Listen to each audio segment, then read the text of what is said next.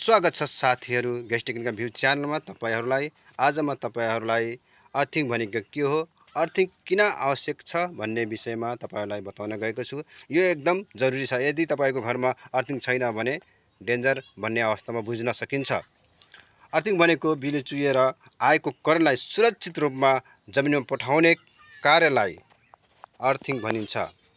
घरमा motor, fridge, rice cooker भित्र तार बिग्रियो भने त्यसको बाहिरी सतहमा करेन्ट आउन सक्छ।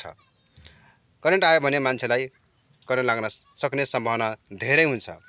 तर अर्थिङ छ भने त्यो करेन्ट जमिनतिर बग्छ र मानिसलाई करेन्ट लाग्ने जोखिम धेरै कम हुन्छ।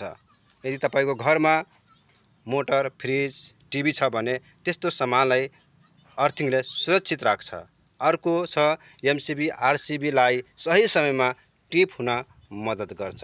जब ठिक टाइममा टिप हुन्छ अनि त्यो सामानहरू, उपकरणहरू बच्छ र मान्छेलाई पनि सुरक्षा गर्छ। किनकि अर्थिङ गाडेको छ भने त्यो करेन्ट, चुहिएको करेन्ट जमिनमा लान्छ र मानिसलाई जोगाउँछ, साथै उपकरणलाई जोगाउँछ।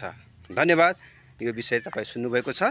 यी कुराहरूले यदि तपाईको घरमा अर्थिङ गाड्नु भएको छैन भने अर्थिङ गाड्न एकदम महत्त्वपूर्ण छ। अर्थिङ गाड्नु भयो भने तपाईको परिवार, तपाईको घर, तपाईको सामान सुरक्षित रहन्छ।